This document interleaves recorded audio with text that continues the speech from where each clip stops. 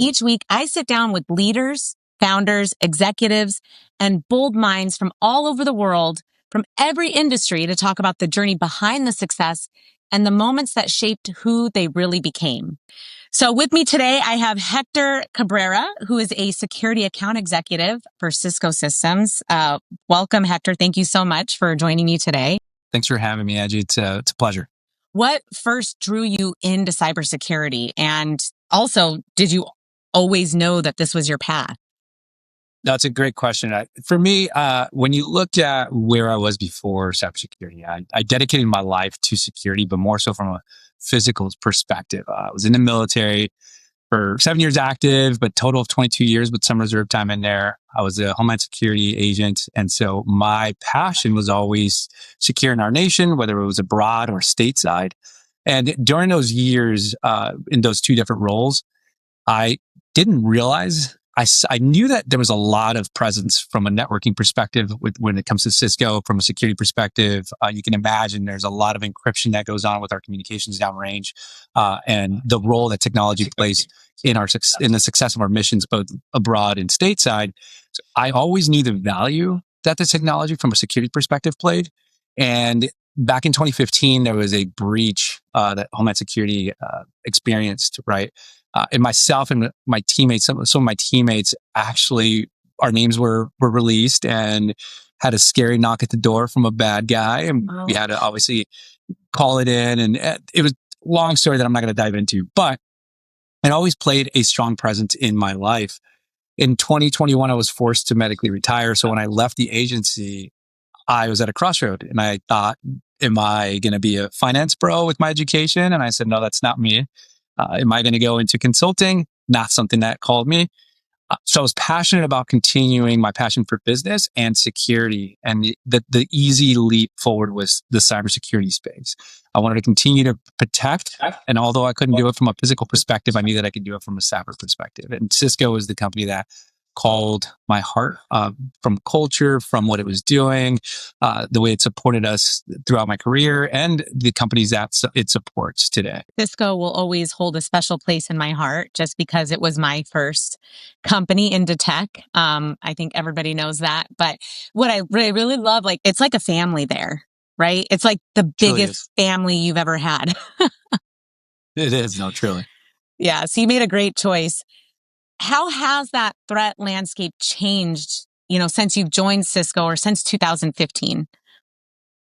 Well, it's a great question. I think we all, right before this call, I'd like to spend time during lunch and keep myself up to date with current events when it comes to technology.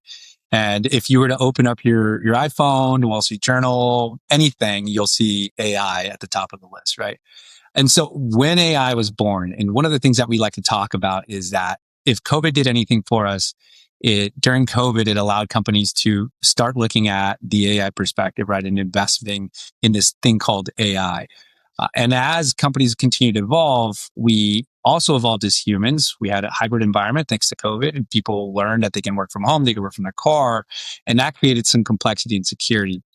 Additionally, with AI agents now being a second employee in the environment, that has brought a lot of different security challenges to the landscape.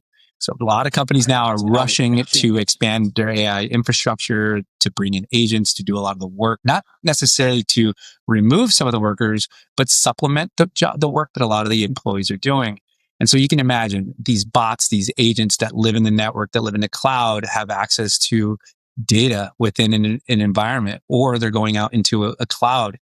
A lot of that has to be protected. A lot of companies didn't think about that in the past. So now at Cisco, we're developing ways to help. To your point, you said earlier, it's not necessarily taking jobs, but they're really scared that AI is taking jobs. And I do believe that it's going to create new jobs. Knowing that this has been a huge change, what would you say that every CEO, founder should really understand about cybersecurity right now? The one thing I think a lot of companies, AI should be tied to a key business driver. Companies aren't just looking at AI for the sake of having AI. And it's the same thing with security. We always start at what is your castle and what's the moat that you have to build to protect that castle. Not every customer environment looks the same. You have customers that are small in nature. You have commercial customers. And in that commercial space, you have manufacturing customers. You have stores like Stater Brothers, or it just varies in a different environments. And so when the CEO or CISO or CTO looks at that, the real question they should ask themselves is, what about the security tools, or what about these AI tools are going to help me sell more jeans if you're Levi Stratus, right? And if you look at that, you align the security practice to the business drivers. It allows you to then make educated decisions. If you're an e-commerce store and you're going to leverage AI and you have your AI model or your LLM built in a cloud, and you're an e-commerce site, then your goal is to protect that asset, the AI asset, and the e-commerce, so that it's never down. So there's no downtime. So your customers have a smooth experience, so that all of your manufacturing stores have received the data uninterrupted, and it doesn't interrupt production or sales. And at the same time, you have your employees that are looking for that good customer or experience, like employee experience that we're offering them, right? So I think I'll take a step back and kind of summarize what I just said. If you look at business drivers, what is going to help my company grow? And then look at the security perspective or your investments around AI or generally when it comes to technology, you can then build a security platform that will help you achieve those key business drivers. A lot of customers or decision makers will look at their cybersecurity practice first, and then they implement these new drivers, to your point, and then they have to spend more money. If someone's trying to get into tech or cybersecurity without a traditional background, what advice would you give them? That's a good question. I just had the honor of speaking on a tech panel at my alma mater. I happen to wear the shirt today. I didn't do it on purpose, but fight on for all the Trojans listening. And that question comes up, right? Because everyone pivots. I was on a panel with some incredible leaders from OpenAI, Meta, and Google, and all of our stories were transformational. Not all of us started in technology, right? Everyone had a different background. But the beautiful part about everyone's story is that we all had a purpose. And I always challenge people to take a step back and really examine who they are.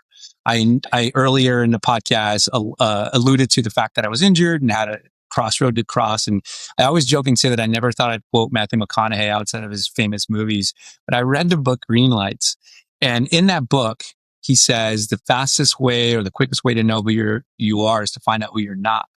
And when you look at the tech environment, there's a lot of different avenues and ways you can go into tech, right? Whether it's you're passionate about the actual physical hardware that goes into technology or the applications that people are using. There's retail, there's B2B, there's a lot out there.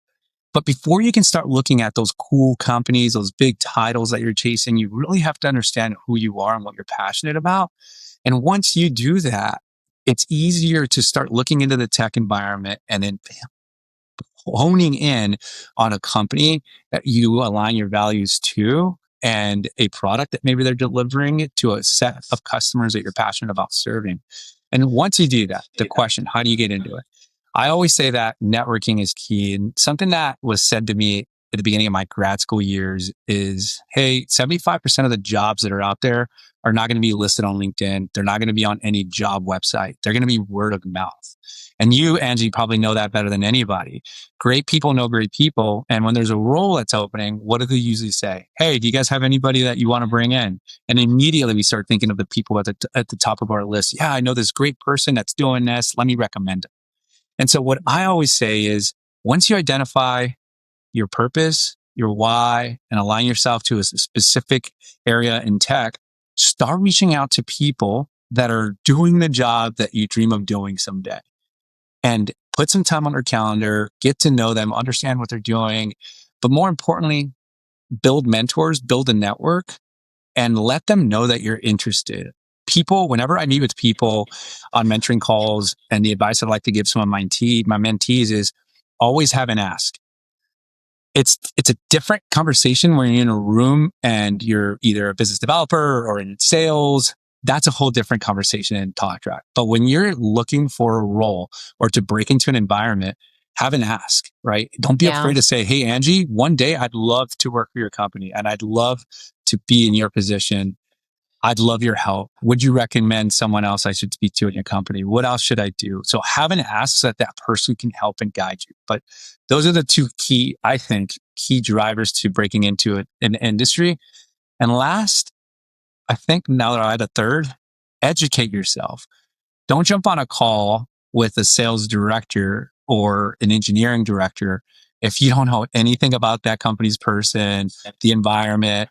Educate yourself. That way, that person knows that you're truly passionate about it, and they it builds rapport with that person, right? They truly believe that you're passionate about what you're chasing. When you and I were growing up, we didn't have AI, or even for me, I didn't really have the internet when I first started applying for jobs, right? I mean, I remember calling out of the phone book, the yellow pages, like that was a thing. So if you can't research a company now, I mean, you could just have 10Ks read to you now online, right? 100%. 100%. You don't necessarily have to have experience. I'm a great example of that. I did not have any experience coming into tech. If you have the drive and the desire to do so, you can make it happen. To your point, it's about the relationship. It's reaching out. It's leveraging those tools like LinkedIn or other places. There's one thing I think missing, and that would be owning a personal brand. Now with online presence, we do have a brand, and it's how people feel about us, how they talk about us when we're not in a room, and also how we show up online, right? And so I do think it's very, very important that, especially when you don't know people yet, you have that online personal presence, right? Because they can see their personality. They can see, okay, this is how they show up. This is who they know. And what are your thoughts on that? No, I love that. And that's a good call out. I think one of the things that I talk about with my mentees and anyone that's willing to meet with me and talk is exactly that. You're right. Having a brand is important, right? I think for me, I lead with genuine enthusiasm with my platform on LinkedIn. I don't like to jump on but I don't consider myself a seller. And that's something I can unpack in a whole different topic or conversation. But yes, I think, or I know that culture fit is top priority, right? When you look at the military, when you look at any other team, when you interview a candidate, you look for strengths, but if people are hiring for strengths and only strengths, there's a ton of books that I could recommend from former CEOs that say that was the biggest downfall. Why? Because you didn't look at their weaknesses and you didn't look at the fact that whether or not they were a culture fit. Yeah, they had the strengths, but they weren't a culture fit. And it was the biggest regret you had hiring that person because they were amazing, right? On paper or the experience. Agreed. When you look at someone when they're hiring, they're going to say, what are we hiring for? What's the current role? And what does a person we're looking for possess, right? From a culture perspective. And you're right. One of the ways that they can research you easily is exactly what you mentioned. LinkedIn.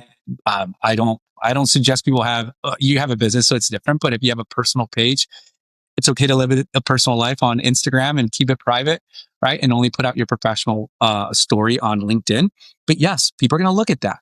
And I always say this. I say, guys, I'm passionate about Cisco, but if Cisco were to pull my name out of a hat and say, hey, Hector, thank you for your time. High five. Here's a protein bar. Good luck in life. I would say thank you.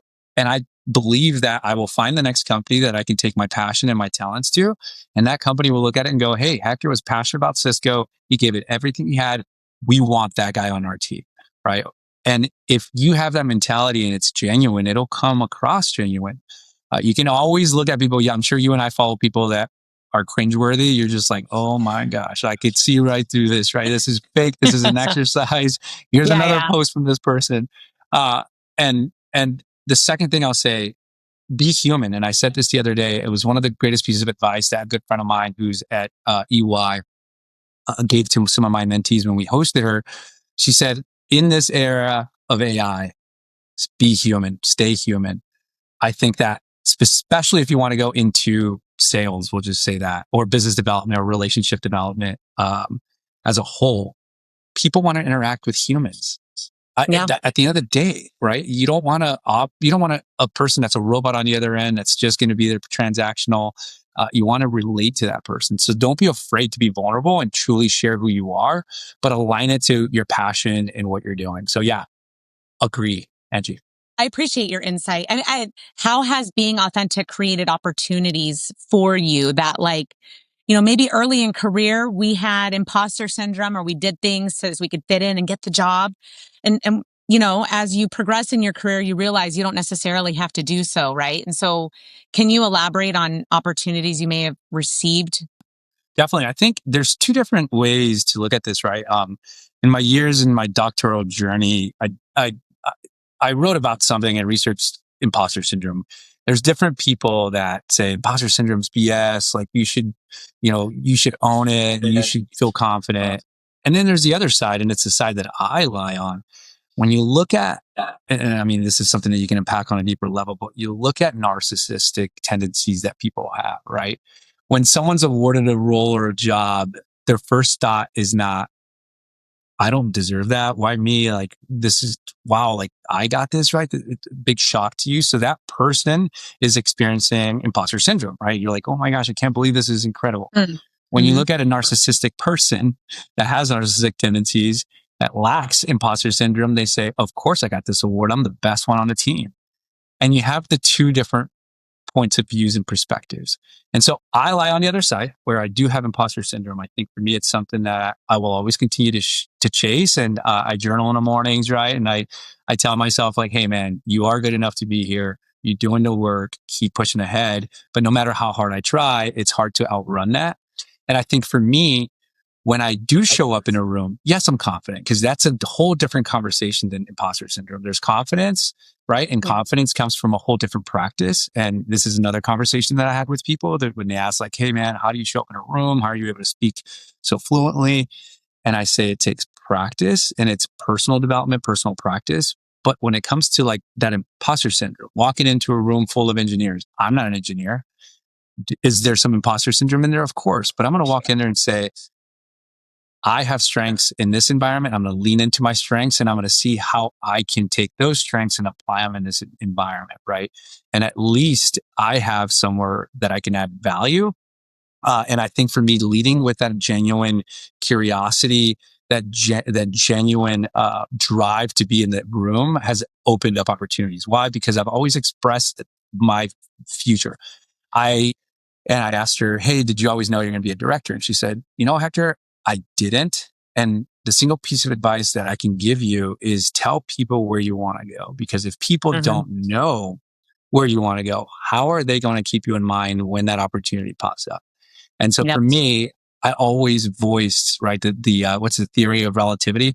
I always put into the world what I wanted next. And somehow the world heard it and answered, right? And I did the same thing with mentors. I did the same thing with people I met. Hey, Hector, what do you want to do? Very explicitly, here's my goal in the next 5 years. And then fast forward a year or two, that person would call me.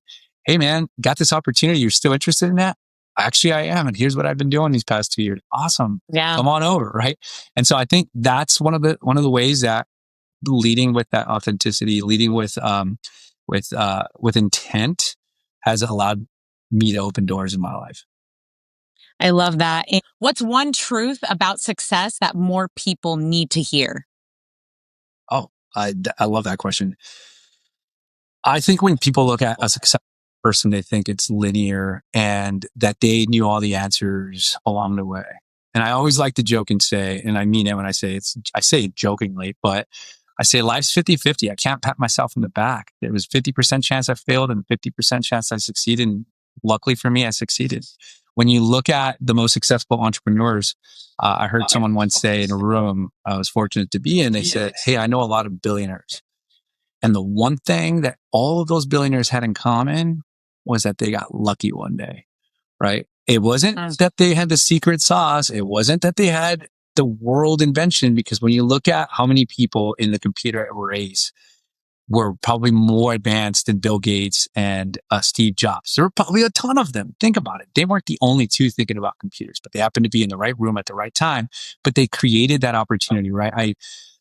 Yes, I'll use to say like preparation meets opportunity is luck. That's true. But at the same time, when you look at that personal success, what does that preparation really entail, right?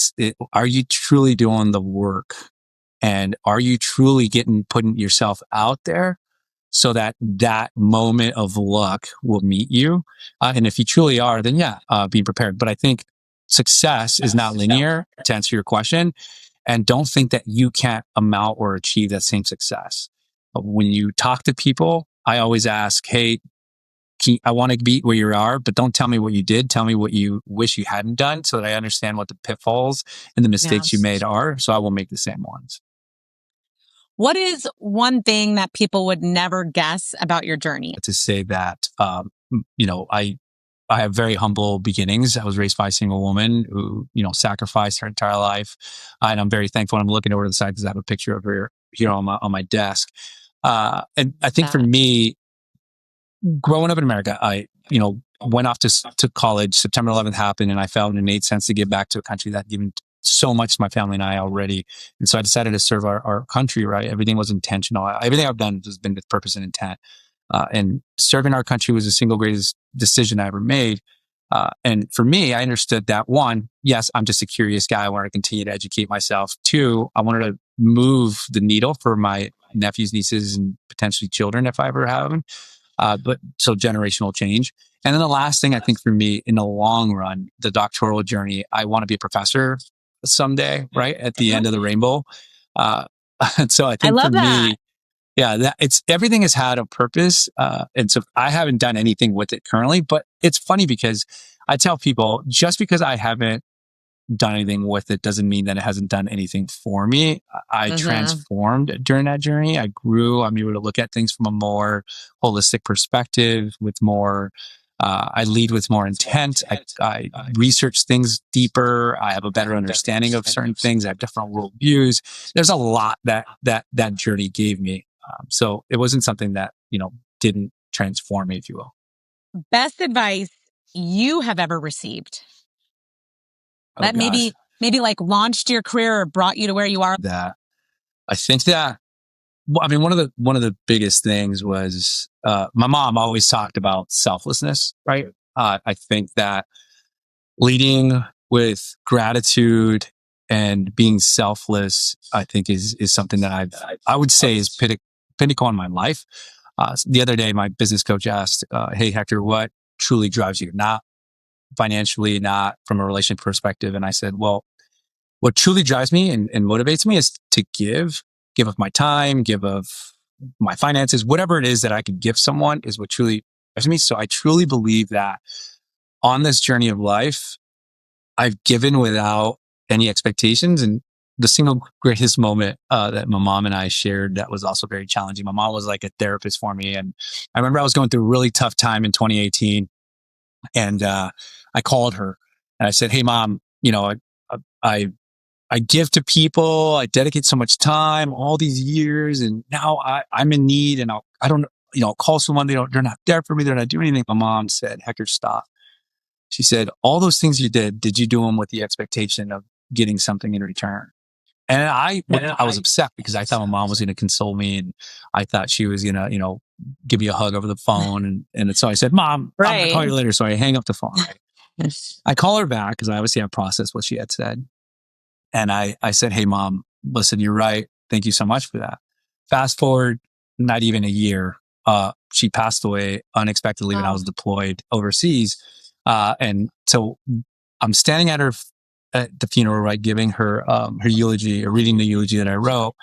And I shared this story. And I said, in this moment, my mother is yet teaching me another lesson. And I told this story, right, where I couldn't remember, I helped people and didn't get back. And I remember looking out into a church filled with over 500 people who came out and gave so much because my mom was such a giver and so involved with the community.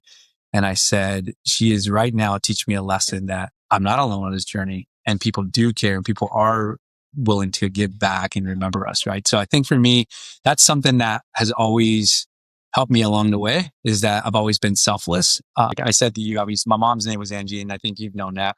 And so just watching your journey, right, and your authenticity, it's inspiring. And anytime I've met you and we've been at events, your presence is always felt. And we've looked across the room, and I'm like, hey, and you're like, hey, right? Because people are drawn to that genuine energy. So thank you so much. I truly appreciate you having me on this podcast. I really appreciate you again, joining me on the show today, giving me your perspective. I encourage anybody who wants to reach out to Hector. Where can they reach you? Yeah, no, definitely, Angie. Thank you so much. I mean, obviously on LinkedIn, you can find me there. I tend to keep my personal life a little more private. On the others, one other social, which is Instagram. But no, Angie, thank you so much. Thank you for tuning in to this episode of The Authentic Advantage with Hector Cabrera. Today's conversation was a reminder that behind every title, every achievement, and every career path, there's a real person navigating challenges, growth, and constant change. And in a world driven by technology, trust, and innovation, authenticity still remains the ultimate advantage.